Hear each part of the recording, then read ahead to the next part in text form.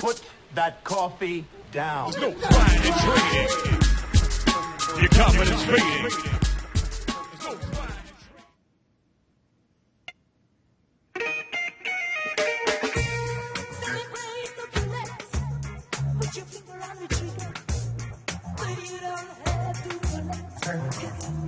All hail me. What's up, people? Yo! Is that a Gonzaga in your pants? You just happy to see me. What's going on? Nothing better than a little sports gambling action to set the weekend right. March Madness, are you all participating as much as I am? I know you are. Because if you're watching this show, there's a good chance that you're a degenerate gambler. And we're not going to talk about the stock market as of yet. Let's talk about sports gambling. Now, if you've been following me for as many years as I hope you have been, you know that I've had a little bit of a problem, okay? Now, what I've decided to do going into this tournament is to kind of lay low, kind of reduce my bets, just to have a little bit of an action, just a little that, so I can get that little twinge, you know, something that makes the time go by. Just added some enthusiasm. Now, yesterday, I'm no sports analyst, okay? I like to look at certain things. If I see certain things, I go certain ways. St. John's. Now, of course, they had a decent run. Everybody's all hyped up that the New York team's finally back in the tournament. Now, if you've been watching them over the last 2 or 3 weeks, they look like garbage. They're a bunch of individual players who, if they're not making their shots, the team is not a real cohesive team. Now we're going to talk about Gonzaga. Okay, Gonzaga is a team passing the ball around, this, that, and the other thing, making things happen, destroying St. John's from the minute that game started. Now, here's where the degenerate part comes in. Do you know that you can gamble on the second half of a basketball game?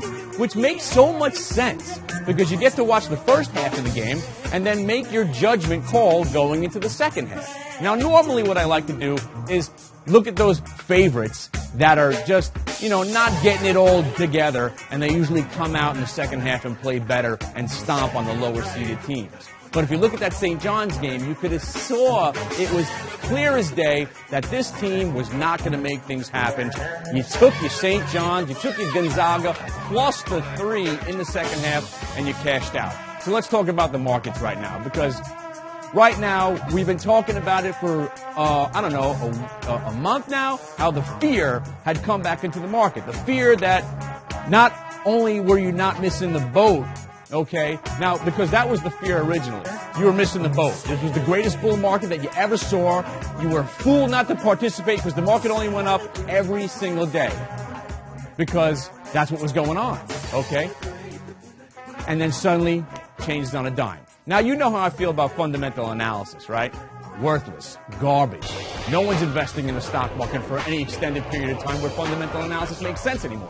Then you got technical analysis. I've got a Bollinger Band right now. I can show it to you, but then we'd have to get an X rating for the show.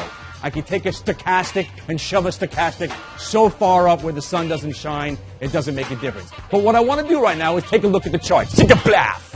So we're looking at the Qs right now. And if we go back, okay, let's go back. I'm going to show you this little spot right here. Around this time was when the Netflixes and the Googles and the Amazons and all of our high flyers started to take a pause. Now, nobody is smart enough to catch the top. So then what we had was our gap down. Chicken blast right there. Okay? That was your indication. Now, all the people that were waiting for a sell-off, all your Joey diphards waiting for a little bit of sell-off so they can buy, because that was what was working. Buy the dips, you got nothing to worry about. So they bought the dip on that second day, and next thing you know, all clear, everything's fine. But then we got a little Egypt in there, we got a little Libya action, but then, all kidding aside, and I don't want to make this in any way, not that I have any sympathy for the Japan people, okay? But I said the only thing that's going to make this market go down a little bit more is some sort of natural catastrophe. So then we had it. We had our earthquake. And then, of course, the fear of nuclear holocaust. Nothing puts some fear into the market like a nuclear holocaust. I don't need to use the mouse, sir, because we got right here. You see all these fantastic lines, and you want to analyze this chart, okay? You want to look at it. What I'm going to tell you right now, and I'm going to jump back to this camera. Sentiment, my friends, Sentiment trumps everything. Fundamental analysis, worthless. Technical analysis, you know where you can take your stochastic. Sentiment changed on a dime.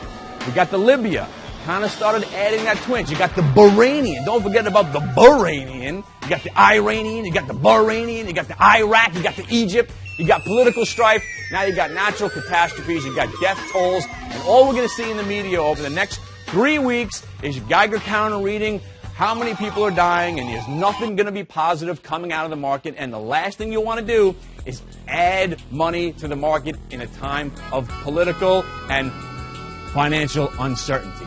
That's why being a trader sometimes actually does work. When you have your money on the sidelines and you're liquid, you can come in with a fresh start every single day and make what the market gives you work for you on that given day. Which brings me to the U.S. steel trade. Now, don't forget today's options expiration. Options expiration, I'll hit some more buttons over there. Options expiration is fun times. Now, let me go show you this chart right here for a second. I know, you guys love your charts, right? You love your charts. You love those charts. U.S. Steel, okay? Check out U.S. Steel now. We were looking at the U.S. Steel, and we saw those 55 puts. They were trading at 35 cents. Of course, you're thinking, I'm not going to go near this with just a few hours left in the day. But here's your opportunity to wield a big stick. Take your freaking Gonzaga out of your pants and make it work for you. You were able to get yourself some 55 puts for, I think it was 45 cents. Now you're yielding thousands and thousands of shares of U.S. Steel, and the stock's plummeting. And you're making double, triple your money. Those are the situations that you have to look out for. And those are the situations that you're going to make money on options expiration. Now I'm going to jump back to this camera. Shika-bam! Check that out. I am just a man in motion, boys and girls. Anyway, we're at the T3 Live Hit the Bid experience. If you haven't come to the website yet, you got to get here.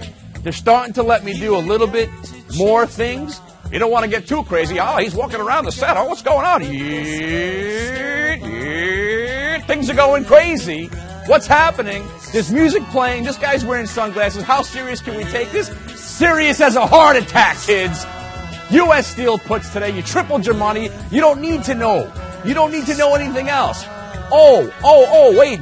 Was I also shorting the Qs this whole week into this catastrophe? Yes, I was. But of course, that's just the tip of the iceberg, kid. You got to remember who I am. When I take profit on something, that's your indication to go triple, quadruple in that same direction. But that's just nor here nor there. You got to come to the website. You got to participate in what's going on because the market changes on a daily basis.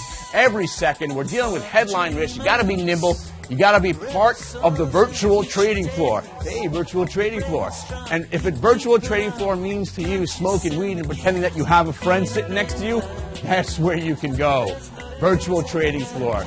So I'm going to wrap this thing right now. And wait, before we do that, before I wrap, I just love this. All right, I'm going to go to camera 2. 1. Camera 2. Camera 1. Fun times with 2 cameras here at T3 Live. Make sure you're a part of it. Make sure you come to the chat room. And if you're in the chat room, participate. Be a part of something. Know what's going on. Remember, whatever you do, and this is my last word of advice. I don't know where we are right now. Let's check out the cues right now because this is live, kids. Do not, no matter how confident you are, do not take longs overnight. And you thought maybe, the market was gapping up so big, and I'm so upset that I didn't take any longs overnight. You would have been right for just about 10 minutes. All right, I've gone on way too long. My name is Kenny Glick, also known as Jefferson Crow. Make sure you come to the T3 Live Hit the Bid experience. And remember, we're broadcasting right from 1 State Street Plaza. My office has a vantage point of the Statue of Liberty. And we remain the only Mothra Gamma indicator. Because if there's an imminent attack on the island, you'll be the first to know. I'm out of here. See ya.